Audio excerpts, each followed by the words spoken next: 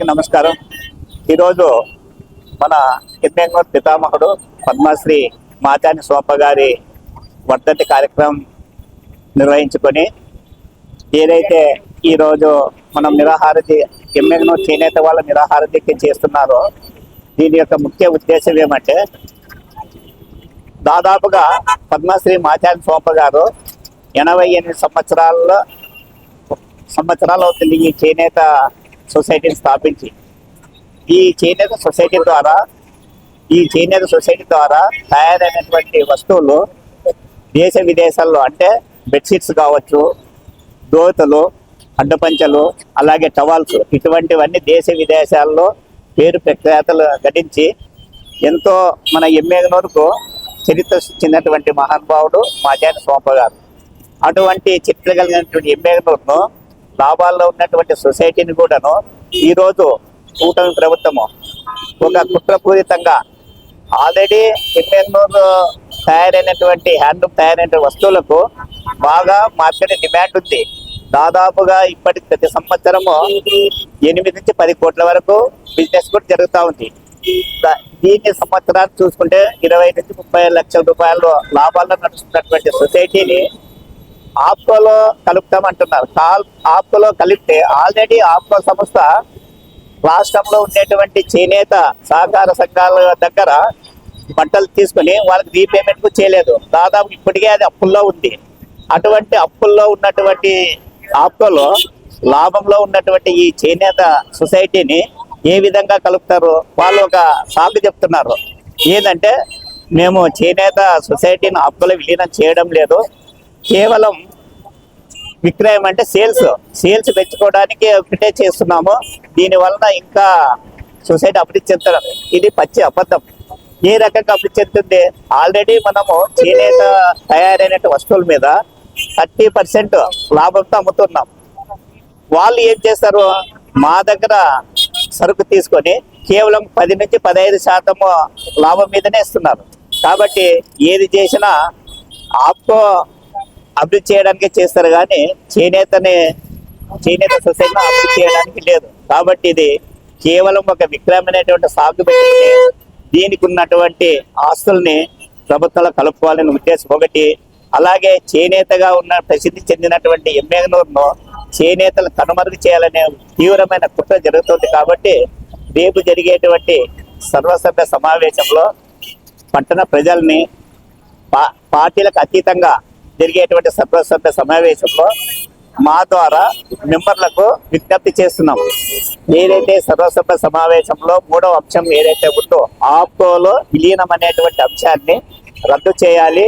దానికి సపోర్టుగా రేపు మేము మన చేనేత బిడ్డ పుట్టారి వెనుకమ్మ గారి ఆధ్వర్యంలో ర్యాలీగా బయలుదేరి పట్టణ ప్రజలకు కావచ్చు, మిగతా రాజకీయ పార్టీలకు సభ్యులకు విన్నవించుకొని ఆ యొక్క ఏదైతే విలీన కార్యక్రమం ఉందో దాన్ని అడ్డుకోవాలని మేము పట్టణ ప్రజలకు విజ్ఞప్తి చేస్తున్నాం.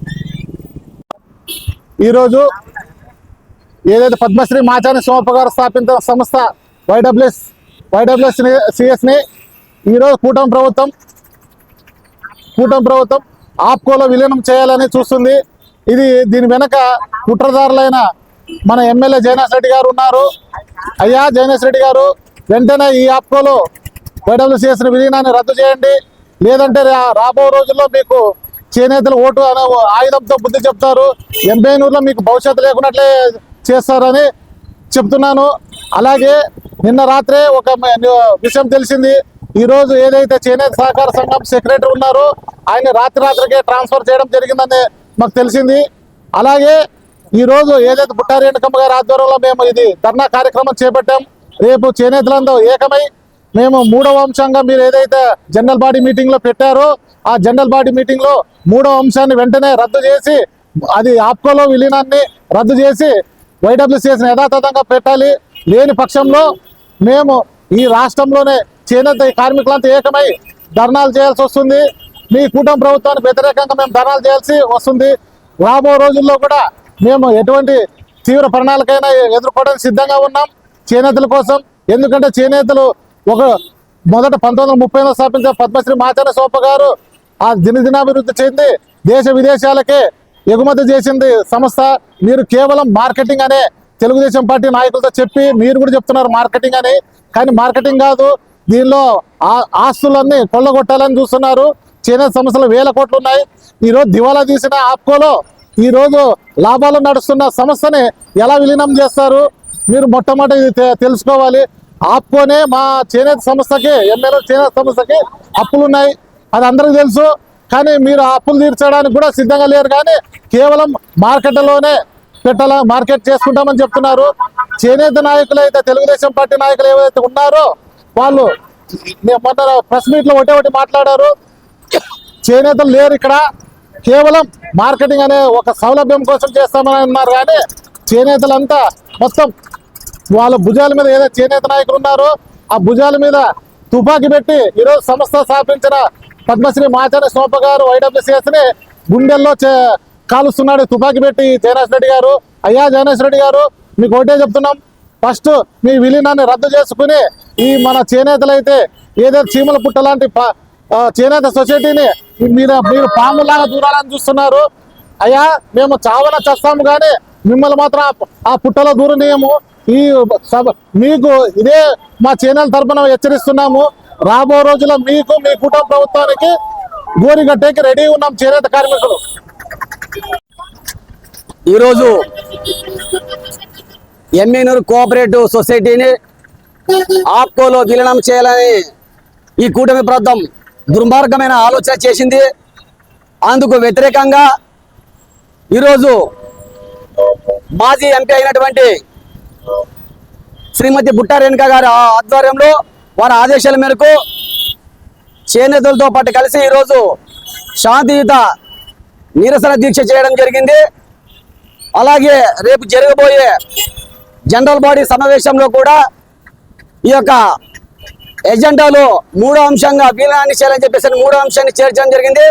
మరి రేపు జరగబోయే సర్వసభ సమావేశంలో ఈ యొక్క అంశాన్ని కానీ ఆమోదించినట్లయితే కనుక ఈ యొక్క నిరసన దీక్షలు యథాతథంగా కంటిన్యూగా కొనసాగిస్తామని చెప్పేసి మీడియా ముఖంగా తెలియజేసుకుంటున్నా. ఈరోజు ఈ కూటమి ప్రభుత్వము, ఇక్కడ ఉన్నటువంటి స్థానిక ఎమ్మెల్యే గారు కూడా ఒక్కసారి చేనేతల గురించి ఆలోచన చేయాల్సిన విషయం ఉంది. ఎంతో ముందు చూపుతో పద్మశ్రీ మాచారి సోమప్ప పితామహుడైనటువంటి ఆయన చేనేత కార్మికుల కోసము, వారి యొక్క ఉపాధి కోసము, వారి సంక్షేమం కోసము ఆ యొక్క ఎమ్మెనూరు సహకార సంఘాన్ని స్థాపించి ఎంతో మందికి ఉపాధి కల్పించడమే జరిగింది. కేవలం సహకార సంఘమే కాదు, ఆయన చేసినటువంటి సంస్థలు ఎమ్మెనూరు టౌన్ బ్యాంక్ అయితేనేమి, పాలు స్టోర్ అయితేనేమి, కోఆపరేటివ్ స్టోర్ అయితే ఇట్లా ప్రతిదీ సంస్థలు స్థాపించి ఎంతో మందికి ఉపాధి కలిగించి చేస్తే, మరి ఈరోజు ఈ స్థానిక ఎమ్మెల్యే జయనాథ్ రెడ్డి ఈ యొక్క స్తోప గారు ఏదైతే స్థాపించారో ఆ యొక్క సంస్థలను పూర్తిగా కనుమరుగు చేసే విధంగా ఈ యొక్క సంస్థ యొక్క ఆస్తులన్నింటిని కూడా ఆప్కోలో విలీనం చేసి ఈ యొక్క ఆస్తులు ఏవైతే ఉన్నాయో ఈ ఆస్తులన్నింటిని కూడా జయనాగేశ్వర రెడ్డి అనుచరులు వీరు ఆస్తులను కొల్లగొట్టుకొని ఈ ఆస్తులను వాళ్ళు స్వాధీనం చేసుకోవాలని చెప్పేసి చూస్తున్నారు. మరి అయితే ఇక్కడ కులాలకు మతాలకు అతీతంగా అన్ని పార్టీలకు అతీతంగా చేనేతలు కాపాడుకోవాల్సిన బాధ్యత మన ఎమ్మెనూరు వాసుల పైన ఉంది.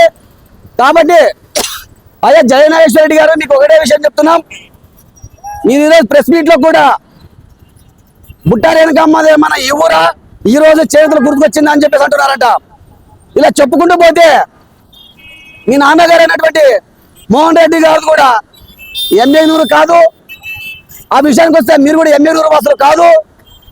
మరి అలాంటప్పుడు మీరు కూడా ఏదో ఒక ఊరు నుంచి వలస వచ్చినటువంటి నాయకులే. మరి మీరు అనేటప్పుడు మీరు కూడా కొద్దిగా ఆలోచన చేయాలా, మేము ఎక్కడి నుంచి వచ్చినాం అనేది. మరి మీరు ఇలాంటి మాట్లాడితే మేము కూడా మీకన్నా బాగా మాట్లాడగలము, ఏమన్నా చెప్పగలము.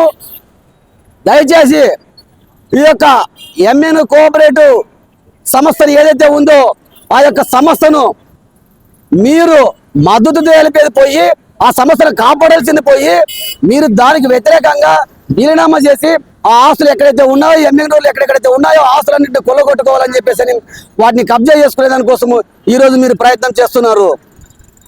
కావున రేపు జరగబోయే సర్వసభ సమావేశాన్ని కూడా మేము వ్యతిరేకిస్తూ మా చేనేత కార్మికులతో పాటు మా బుట్టారేణిక మేడం గారి ఆధ్వర్యంలో వాళ్ళ ఆదేశాల మేరకు కూడా రేపు ఆ యొక్క సర్వసభ సమావేశంలో ప్రతి ఒక్క సభ్యుడిని కోరుకుంటాం, అయ్యా ఈ వీళ్ళకి వ్యతిరేకించండి, వ్యతిరేకించకపోతే చేనేత కార్మికులందరూ కూడా ఇక్కడ రోడ్డున పడాల్సి వస్తుంది. చేనేత కార్మికులందరూ కూడా కేవలం చేనేత కార్మికులు అంటే ఒక నేష పద్మశాలే కాదు, దీంట్లో మైనార్టీస్ ఉన్నారు, ఇంకా వేరే వేరే కులసులు కూడా ఉన్నారు. మరి వీరందరూ చేనేత కార్మికుల కిందే వస్తారు. అయ్యా జయనాగేశ్వర రెడ్డి, నువ్వు కేవలం నీ యొక్క ఆస్తులు కొల్లగొట్టుకొని మీ యొక్క జోబులు నింపుకోవడానికే మీరు ప్రయత్నం చేస్తే మాత్రం మీకు రాబోయే రోజుల్లో మీకు ఓటు పరంగా బుద్ధి చెప్పుతారని చెప్పేసి ఈ సభాముఖంగా తెలియజేసుకుంటున్నా.